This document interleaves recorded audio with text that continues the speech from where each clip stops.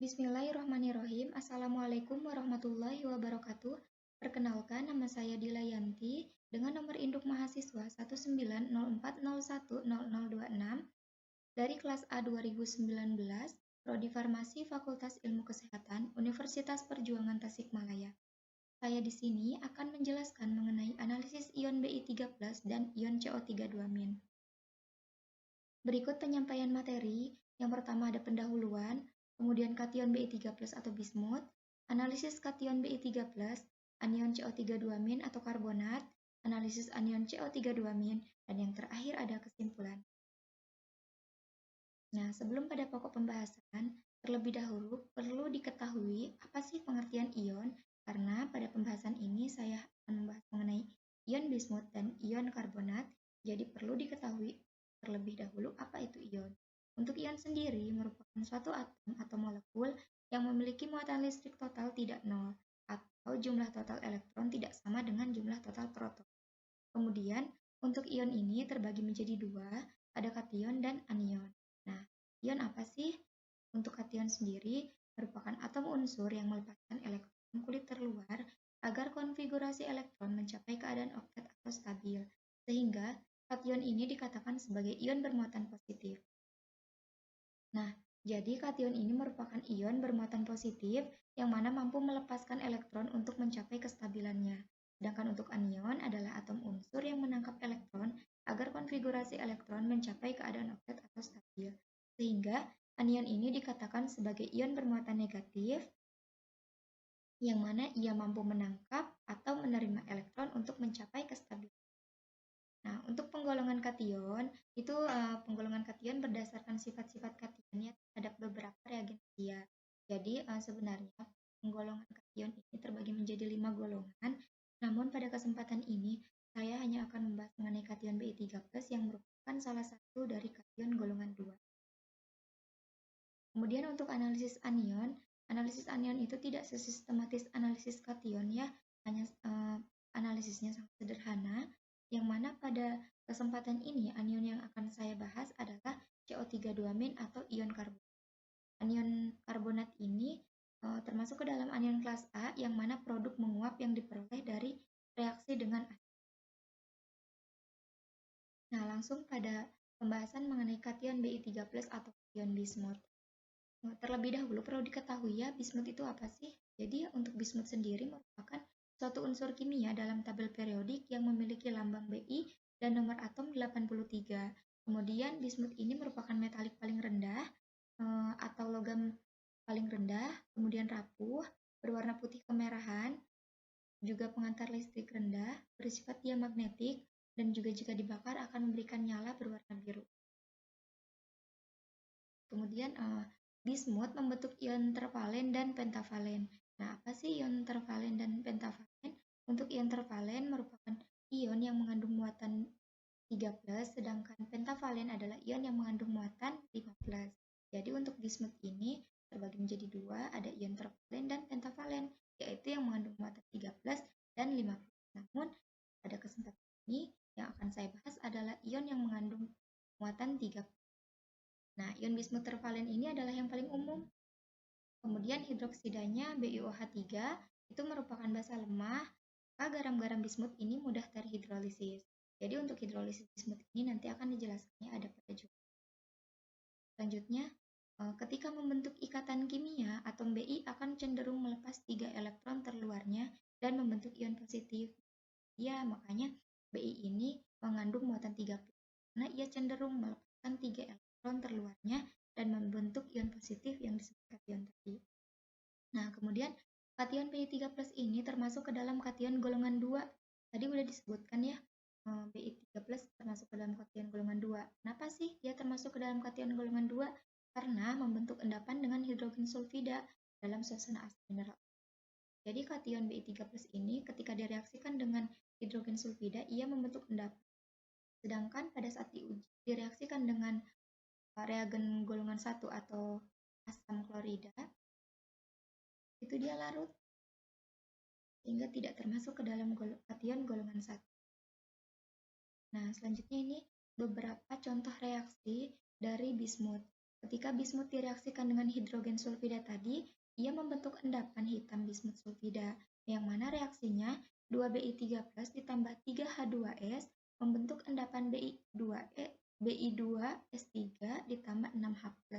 Kemudian ketika direaksikan dengan kalium iodida, bismut ini akan membentuk endapan hitam bismut 3 iodida. Reaksinya Bi3+ ditambah 3 imin membentuk endapan BiI3 atau bismut 3 iodida. Kemudian ketika direaksikan dengan kalium hidroksida, reaksinya Bi3+ ditambah 3 OH- membentuk endapan BiOH3 atau bismut yang mudah terhidrolisis. Nah, selanjutnya pada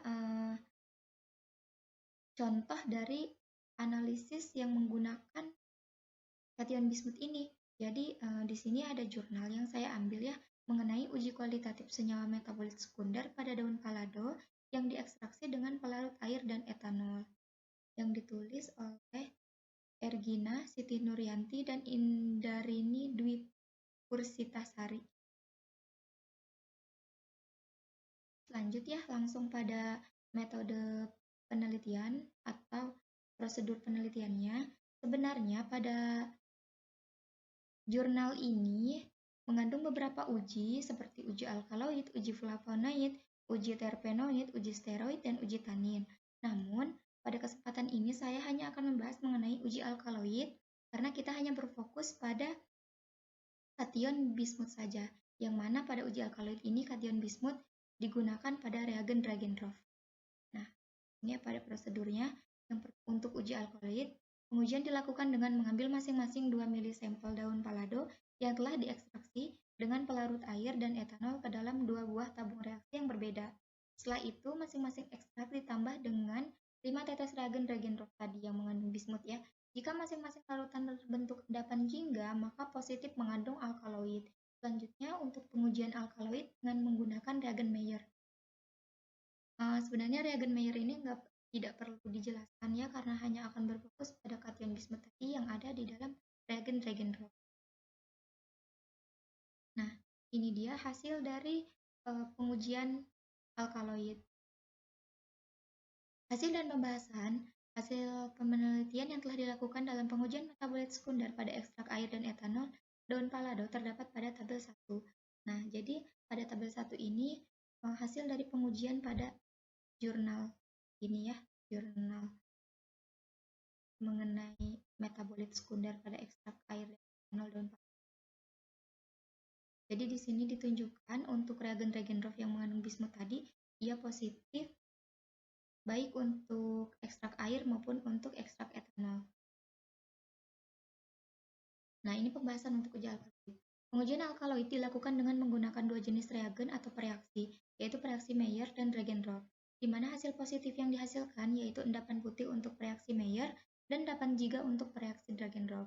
Langkah awal dalam pengujian alkaloid yaitu mengambil sebanyak 2 mili masing-masing ekstrak etanol dan ekstrak air daun palado dan dimasukkan ke dalam tabung reaksi, kemudian menambahkan pada masing-masing sampel larutan asam klorida pekat, di mana fungsi larutan ini untuk meningkatkan kelarutan alkaloid, karena senyawa alkaloid akan bereaksi dengan asam klorida dan akan membentuk garam yang mudah larut dalam air. Selain itu, tujuan penambahan HCl adalah karena alkaloid bersifat basah, sehingga biasanya diekstrak dengan pelarut yang mengandung asam. Nah, kemudian untuk prinsip dari metode analisis ini adalah reaksi pengendapan yang terjadi karena adanya penggantian ligan. Atom nitrogen yang mempunyai pasangan elektron bebas pada alkaloid dapat mengganti ion iodo dalam reaksi-reaksi. Untuk reaksi Dragendorf mengandung bismut nitrat dan kalium iodida dalam larutan asam asetat glasial atau kalium tetraiodobismutat 3. Sedangkan reaksi Mayer mengandung kalium iodo dan merkuri klorida atau kalium tetraiodomerkurat. Namun metode ini memiliki kelemahan yaitu reaksi-reaksi tersebut tidak saja dapat mengendapkan alkaloid, tetapi juga dapat mengendapkan beberapa jenis senyawa antara lain protein, kumarin, alfa-piron, hidroksiflavon, dan tanin. Nah, reaksi tersebut dikenal dengan istilah false positif. Alkaloid memiliki efek dalam bidang kesehatan berupa antihipertensi dan antidiabetes mellitus. Nah, ini dia hasil positif alkaloid pada uji Dragendorf, juga ditandai dengan terbentuknya endapan coklat muda sampai kuning atau jingga. Nah, endapan tersebut adalah kalium alkaloid. Pada pembuatan reaksi Dragendorf, bismut nitrat dilarutkan dalam HCl agar tidak terjadi reaksi hidrolisis karena garam-garam bismut mudah terhidrolisis membentuk ion bismutil PiO+. Keterangan reaksinya ditunjukkan pada gambar 3. Nah, di gambar 3 ini ada reaksi hidrolisis bismut, yang mana bismut atau kation Bi3+ direaksikan dengan H2O air menghasilkan BiO+ ditambah 12. Nah, untuk mencegah pembentukan BiO+ ini agar Bi3+ tetap berada dalam larutan, maka larutan itu ditambah asam sehingga kesetimbangan akan bergeser ke arah kiri. Selanjutnya, ion Bi3+ dari bismut nitrat bereaksi dengan kalium iodida membentuk endapan hitam atau bismut 3 iodida yang kemudian melarut dalam kalium iodida berlebih membentuk kalium tetraiodobismut. Nah, ini dia mekanisme reaksinya, di mana bismut nitrat direaksikan dengan kalium iodida, maka akan menghasilkan endapan coklat yang mana merupakan bismut 3 iodida. Kemudian bismut 3 iodida ini direaksikan dengan kalium iodida berlebih yang akan menghasilkan kalium tetraiodobismutat. Nah, kalium tetraiodobismutat inilah yang akan direaksikan dengan ekstrak palado yang mana akan menghasilkan kalium alkaloid berupa endapan jingga. Nah, untuk kesimpulan dari jurnal ini, yang mana daun palado yang diekstraksi dengan menggunakan pelarut air dan etanol itu mengandung senyawa metabolit sekunder yaitu alkaloid, flavonoid, dan tanin, terutama ya sudah dibahas dengan menggunakan Dragendorf pun menghasilkan reaksi yang positif. Nah, selanjutnya analisis anion CO3-2- atau karbonat. Nah, sebelum pada analisisnya kita perlu diketahui apa sih ion karbonat. Ion karbonat adalah anion oksokarbon yang paling sederhana. Jadi anion oksokarbon itu adalah anion atau ion yang hanya mengandung atom karbon dan atom oksigen. Kemudian ion ini terdiri dari satu atom karbon yang dikelilingi oleh 3 atom oksigen tadi ya, dalam suatu susunan trigonal planar dengan simetri molekul D3. Kemudian anion ini memiliki massa molar 60,01 gram per mol dan membawa total muatan formal sebesar -2. Nah, karbonat merupakan suatu garam dari asam karbonat yaitu H2CO3 yang dicairkan oleh adanya ion karbonat. Kemudian ion ini juga merupakan basa konjugat dari ion hidrogen karbonat atau bikarbonat dengan rumus kimia HCO3- yang juga merupakan basa konjugat dari H2CO3 atau asam karbonat. Kemudian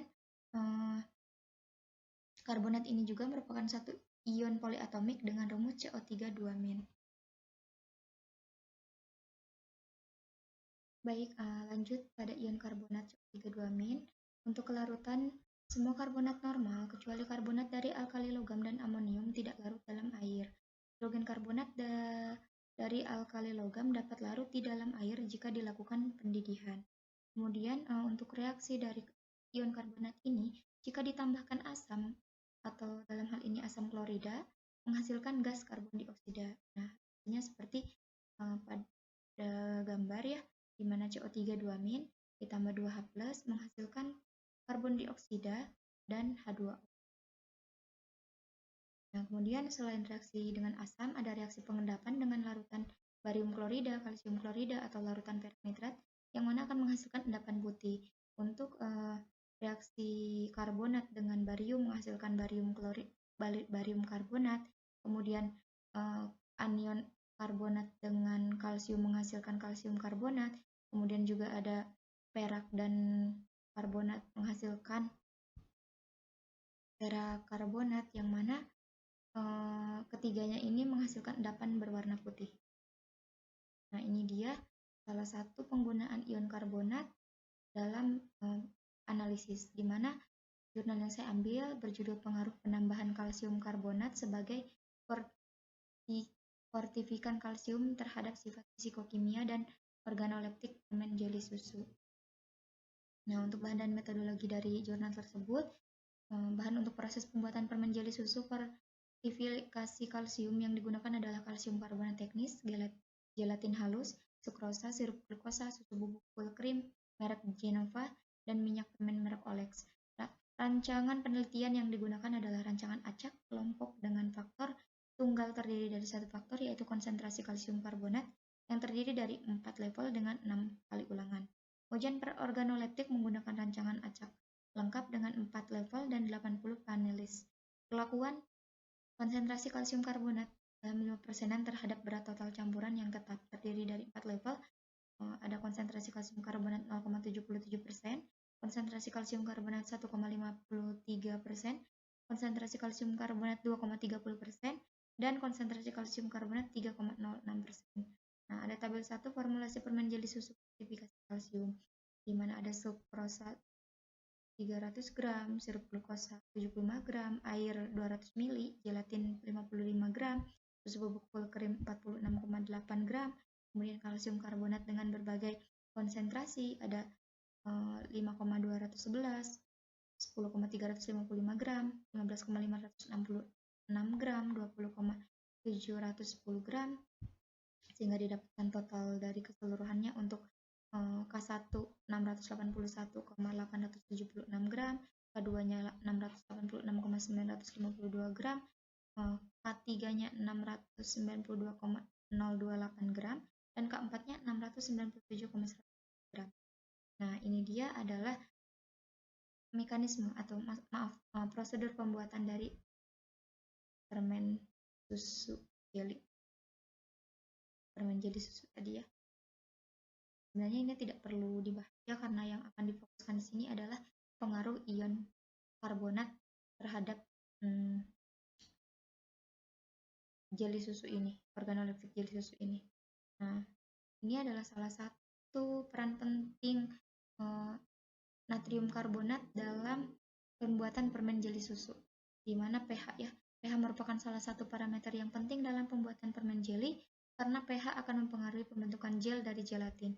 Gelatin tipe B mempunyai range pH 5 hingga 7,5 untuk pembentukan gel, sedang pH isoelektriknya 4,7 hingga 5,0. Hasil pengujian pH permen jeli susu memberikan hasil antara 7,45 hingga 7,80. Nah, hasil analisis statistik menunjukkan ada beda nyata pada pH permen jeli susu akibat perbedaan kadar kalsium karbonat yang ditambah. Nah, larutan kalsium karbonat murni dengan konsentrasi 0,15% memiliki pH sekitar 9,55 sehingga memberi pengaruh sifat basa jika ditambahkan dalam larut. Nah, jumlah kalsium karbonat yang semakin tinggi akan semakin meningkatkan pH permen jeli susu karena larutan menjadi semakin bersifat basa. Nah, adanya pengaruh kalsium karbonat ini sebagai basa lemah. Kalsium karbonat akan terionisasi dalam air menjadi ion Ca2+ dan ion CO3-2-, yang mana Ca+ ini merupakan kation, kemudian CO3-2- ini merupakan ion karbonat yang dibahas.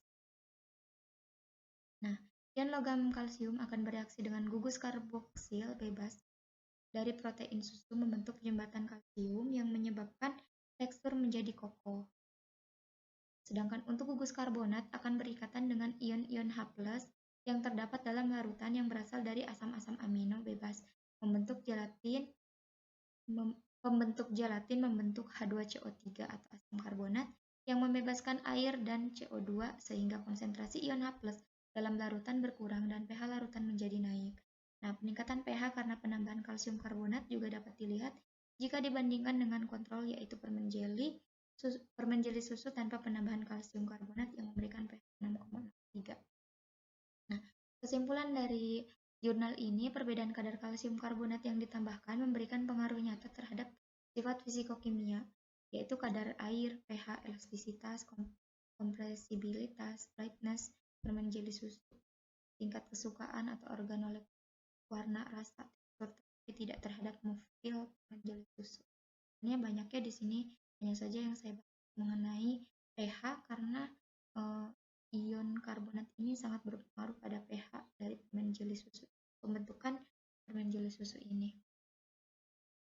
Nah, kemudian ada tambahan di sini ya dari salah satu jurnal dengan judul Pembuatan Precipitate Kalsium Karbonat atau PCC dari batu kapur dengan metode caustic soda.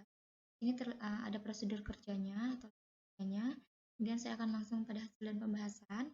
Komposisi batu kapur yang dianalisis diambil dari 5 daerah berbeda di Sumatera Barat, yaitu Solok dengan simbol A, 50 Kota dengan simbol B, Lintaubu simbol C, Padang Panjang dengan simbol D, dan Indarung Padang dengan simbol E. Nah, kemudian hasil analisis XRF menunjukkan bahwa kandungan CaO dari setiap sampel tidak jauh berbeda, yaitu sekitar 52 sampai 55%. Kandungan CaO terbanyak terdapat pada batu kapur Lintaubuo dan Halaban, yaitu 54,93%. Nah, ini dia, dan 54,85%. Kedua jenis batu kapur termasuk batu kapur kualitas tinggi karena kandungan CaO-nya lebih daripada 54%, sehingga dapat digunakan sebagai bahan baku pembuatan PCC tadi atau precipitate kalsium karbonat. Nah, untuk membuat precipitate kalsium karbonat, maka CaO ini direaksikanlah dengan Na2CO3 yang mana sebagai sumber ion karbonatnya. Jadi Na2CO3 ini sumber ion karbonatnya ya, yaitu CO3 2- yang akan bereaksi dengan ion kalsium dari CaO tadi. Nah, membentuk endapan kalsium karbonat atau PCC yang ingin diperoleh pada penelitian ini, di mana reaksinya ada kalsium 2+ atau kation Ca2+ yang berasal dari CaO tadi yang ada pada batu kapur direaksikan dengan ion karbonat CO3 2- dari NaCO3 akan menghasilkan CaCO3 kalsium atau kalsium karbonat atau PCC tadi. Nah, hasil pengukuran rendemen PCC pada beberapa konsentrasi Na2CO3 dapat dilihat pada gambar 1. Pengaruh konsentrasi Na2CO3 terhadap rendemen PCC. Waktu reaksi 60 menit, kecepatan alir Na2CO3 2,5 ml per menit. Nah, gambar 1 memperlihatkan bahwa pada konsentrasi natrium karbonat rendah, yaitu 0,25 molar dan 1,50 molar, didapatkan rendemen PCC rendah pula. Pada keadaan ini, jumlah mol 0,25 molar Na2CO3 setara dengan 0,0375 mol dan 0,50 molar Na2CO3 setara dengan 0,075 mol. Dan jumlah mol ion kalsium secara teoritis adalah 0,09 mol. Dengan anggapan semua CaO larut menghasilkan ion Ca2+. Nah, secara teoritis untuk menghasilkan CaCO3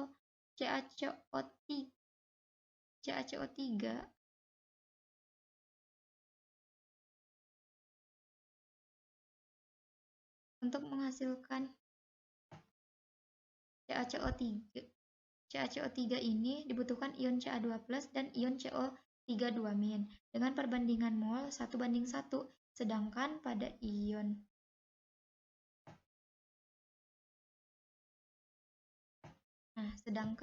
pada kedua konsentrasi di atas perbandingan ini belum tercapai di mana jumlah mol ion CO3 2- masih rendah dibandingkan jumlah mol Ca2+ secara teoritis.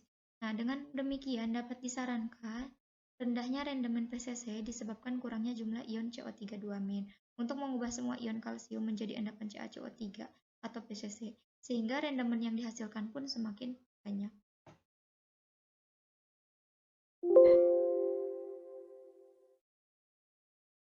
Nah, untuk kesimpulan dari penyampaian atau penjelasan mengenai ion bismut dan ion karbonat ini, yang pertama untuk ion bismut, kation Bi3+, uji kation Bi3+ dapat diketahui dengan adanya uji kualitatif seperti terbentuknya endapan, perubahan warna, dan reaksi spesifik lain. Seperti tadi ya, ketika Bi3+ ini bereaksi dengan iodida akan menghasilkan endapan berwarna hitam, yaitu bismut 3 iodida. Nah, kation Bi3+ dapat digunakan dalam menganalisis senyawa lain seperti pada bahan makanan ataupun bahan obat, seperti tadi pada daun palado ya. Kemudian kalium iodida atau akan membentuk endapan hitam, bismut 3 iodida. Reaksinya Bi3+ ditambah 3 imin menghasilkan Bi3. Sedangkan untuk ion karbonat, analisis ion karbonat jika ditambahkan asam klorida encer menghasilkan gas karbon dioksida. Sebenarnya tidak harus asam klorida ya, yang penting larut asam bersifat asam akan menghasilkan gas karbon dioksida. Kemudian reaksi pengendapan dengan larutan barium klorida, kalsium klorida, atau larutan perak nitrat menghasilkan endapan putih. Kemudian untuk kalsium karbonat akan terionisasi dalam air menjadi ion Ca2+ dan CO32-. Nah, dapat digunakan untuk karbonat ini dapat digunakan untuk menganalisis senyawa lain dengan reaksi spesifiknya. Seperti CaO, Ca, CaCO3 ini tadi ya, kalsium karbonat, reaksi spesifiknya akan terbentuk endapan putih. Nah, sekian penjelasan mengenai ion bismut dan ion karbonat oleh saya. Kurang dan lebihnya mohon dimaafkan. Assalamualaikum warahmatullahi wabarakatuh.